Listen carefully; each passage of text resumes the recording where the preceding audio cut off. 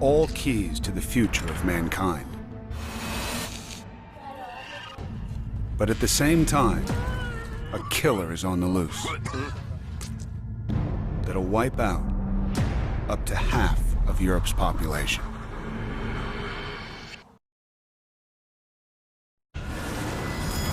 Mankind battles an enduring enemy: disease.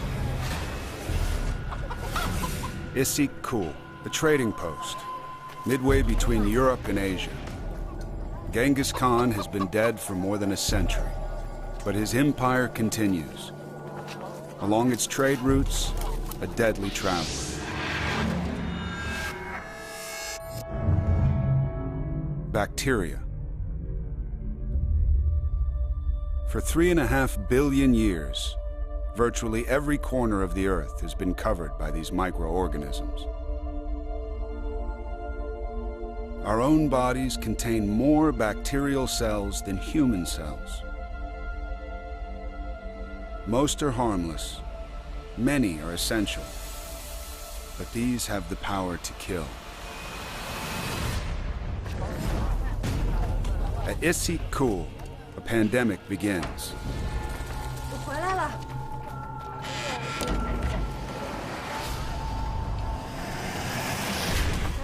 One of the first recorded victims, Kutluk.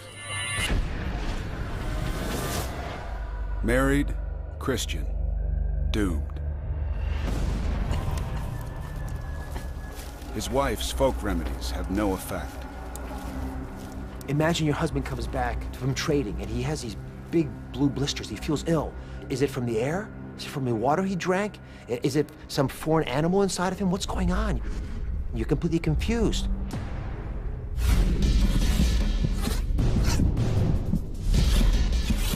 Bacteria rush through Kutluk's bloodstream. They outwit his immune system and spread relentlessly, distorting and swelling his glands.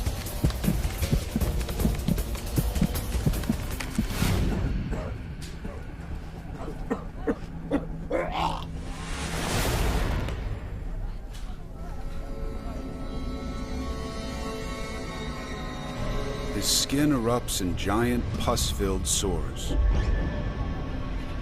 buboes.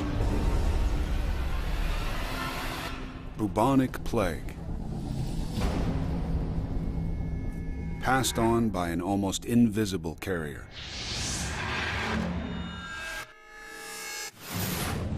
The flea, its staple diet is blood.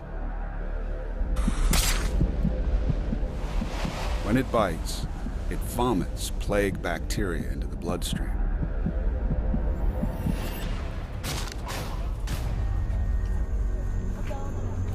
Kutluk's wife doesn't know it, but she too has been bitten. Within days, both of them will be dead. In 1337, 4 people die in Issyk-Kul. 2 years later, there are 100 deaths. But this is just the beginning. Once they've spread, these infections don't stop. Improved transportation makes diseases almost impossible to control. The fleas that carry the plague hitch a lift from one of our closest companions, the black rat. Native to Asia, they spread to Europe with the Romans. From a pair of rats, 2,000 new offspring a year. And every rat can carry 8 plague-infected fleas.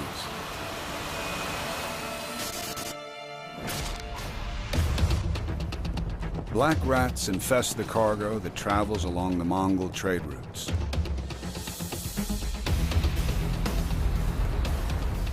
Spreading out from Issyk-Kul, the plague sweeps east to China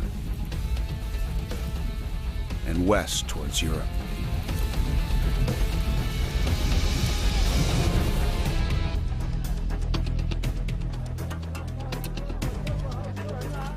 Kaffa, on the Black Sea. A thriving port at the crossroads of East and West. Controlled by Italian merchants.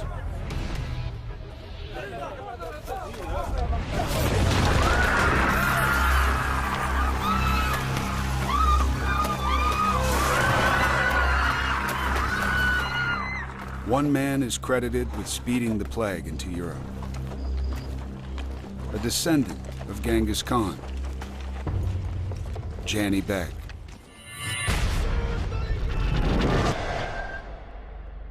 He murdered his own brother to seize power. Now he wants to expand the Mongol Empire westwards. Kaffa stands in his way. But he has a terrible new weapon. The plague kills his soldiers faster than they can be replaced. But that gives Janni Beg an idea.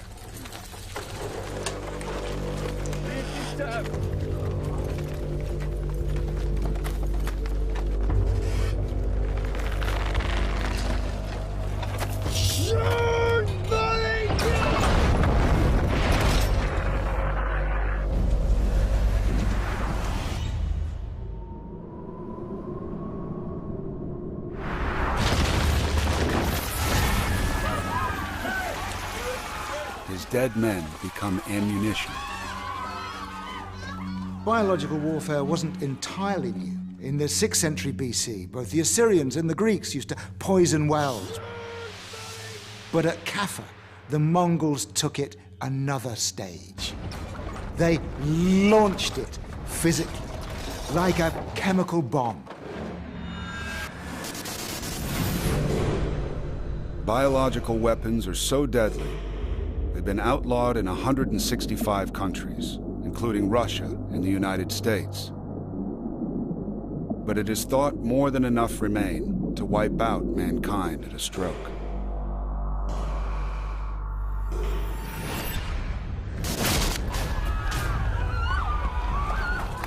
No one has ever used biological weapons like Janni Beg.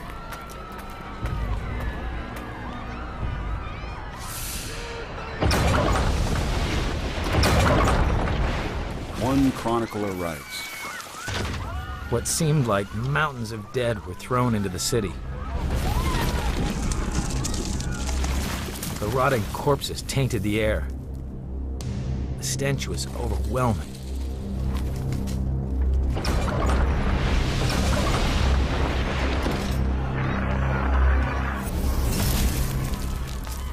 There can be no weapon that is as terrifying as what is unleashed with biological warfare. You cannot see germs. You cannot see disease. And nothing you can do can make you immune to it. The inhabitants of Kaffa try to outrun the plague and flee to Europe. They have no idea they're bringing the disease with them. The plague, en route to the world's most densely populated continent.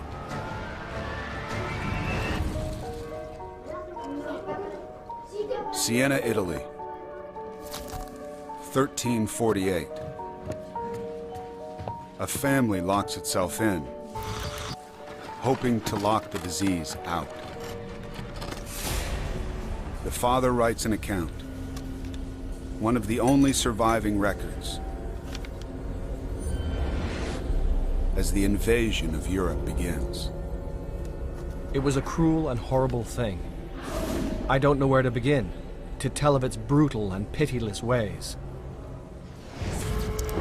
The battle for the survival of mankind has begun.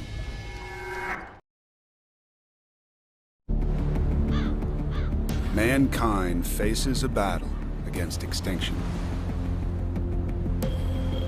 Siena, Italy. 6 months after the plague invades Europe, thousands are dead.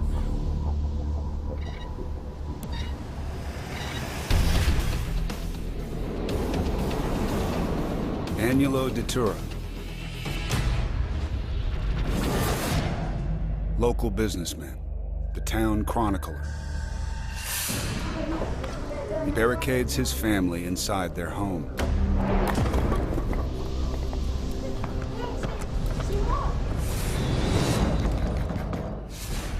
The killer outside must not come in.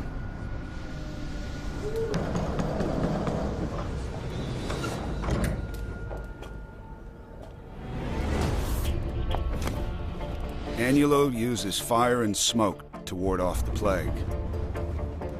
No one suspects it's carried by rats. You don't know what the real cause is. It could be in the air, it could be in the water. And so you have this sensation around you of something building up, but you don't know what it is.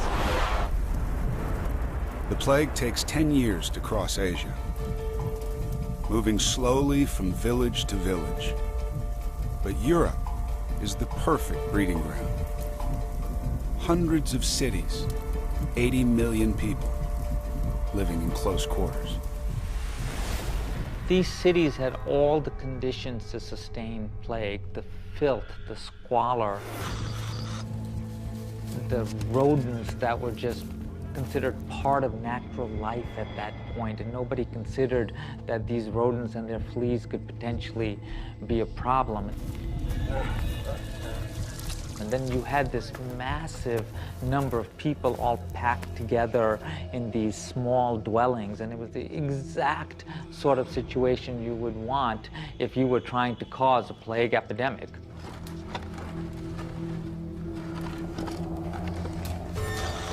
The plague has entered Agnolo's home, infecting his wife, Nicoluccia. If you've ever seen bubonic plague, it's very gross. A huge purple growth takes place, which creates psychological trauma, havoc, and incredible fear. Agnolo tries anything, everything. Vomit regularly, especially at the first sign of any illness. Drink a glass of your own urine twice a day. Apply an ointment to the bubo made of honey, egg yolks, and scorpion oil to draw out the poison. Avoid sex and baths. Finally, the plague doctor, his hood filled with herbs for protection. His treatment: drain the disease out of the victim.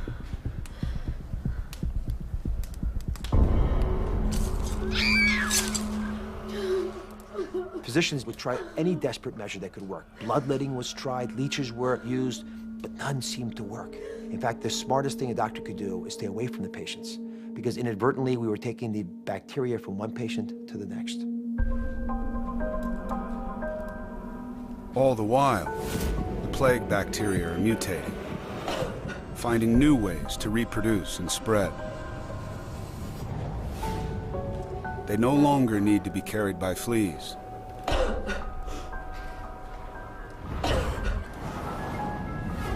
They are airborne.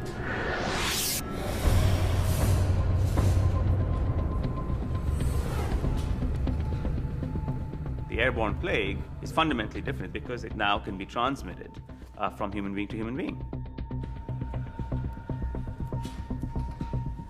The kill rate was 75%. Now, nearly 100.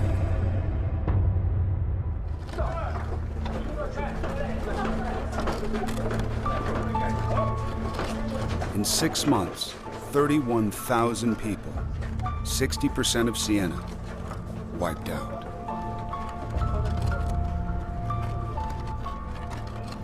More than 2 out of every 3 persons you knew in Siena were gone. Families decimated, clans decimated. Everybody decimated.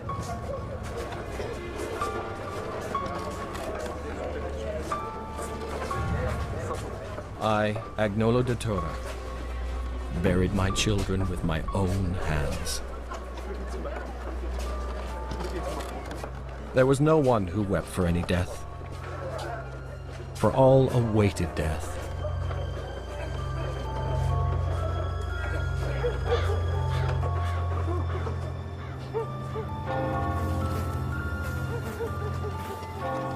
So many died that all believed it was the end of the world.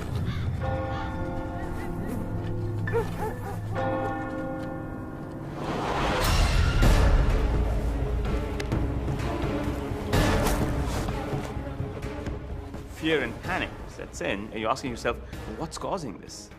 Did I do something wrong? Did I forget to go to church? And each symptom seems like the devil is doing it. The overwhelming theory was an avenging God. Somehow, this was the anger of God causing this disease. Now, disaster tests mankind's faith. Avignon, France. Home to Pope Clement VI. One of the most powerful men in the world, controlling vast armies and enormous wealth. When plague hits Avignon, the people expected the Pope to come to their salvation, to go and intercede to God to stop the plague. But Clement VI can't stop the plague. It devastates Avignon, killing 1,300 people in a single day.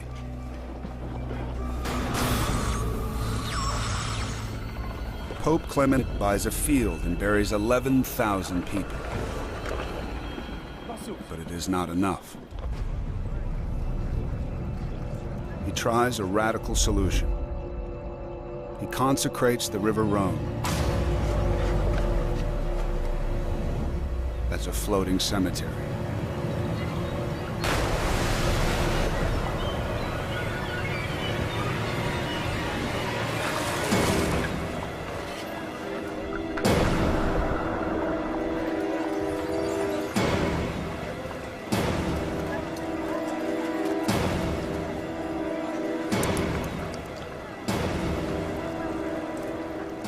As bodies floated down the Rhone River, people realized the Pope could do nothing for them. Either God wasn't listening, or worse. Fear and loss turned to rage. The mob wants someone to blame. All over Europe, the hunt is on for a scapegoat.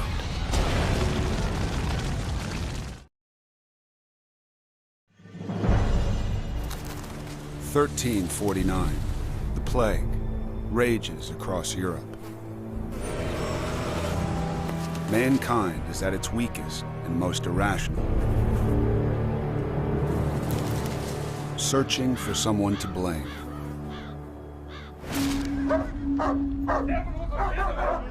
Strasbourg, Germany. The plague hasn't hit here yet. But rumors spread faster than the disease itself of a diabolical plot. They say the Jews are poisoning the drinking water. This was the Middle Ages. This was before the scientific revolution and the scientific method. You had a world that was rife of superstition, anger, confusion, and unfortunately, that often bubbled off into prejudice. Ever since the 6th century BC, when their homeland was conquered, Jewish people have created thriving communities around the planet. Today, 26 countries have Jewish populations over 10,000.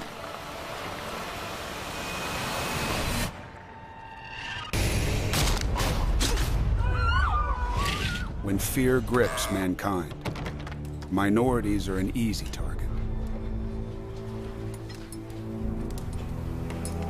The authorities in Strasbourg try to protect them, posting guards in their streets.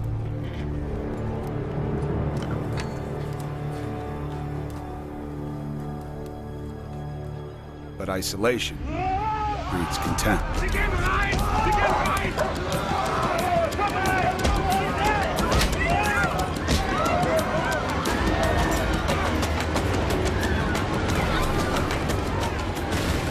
The mob takes the law into its own hands. Kinder, schnell! Schnell!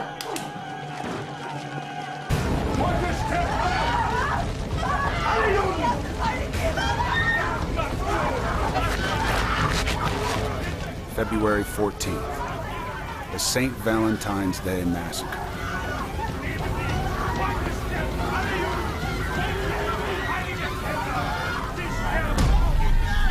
The Jews of Strasbourg are given a choice: convert or die.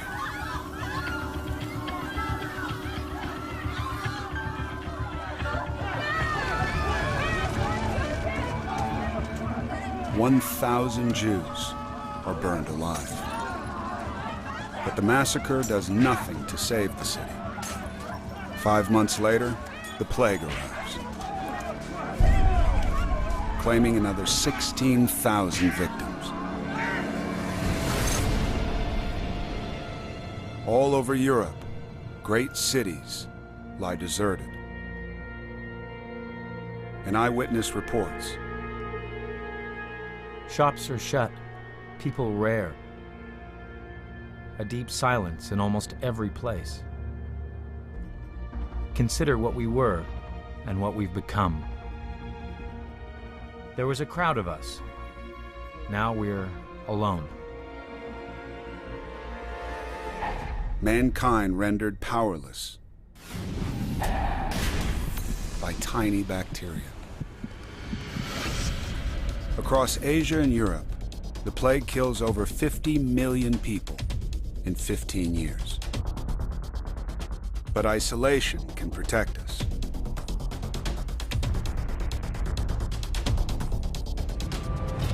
The Atlantic Ocean has stopped the plague reaching the Americas.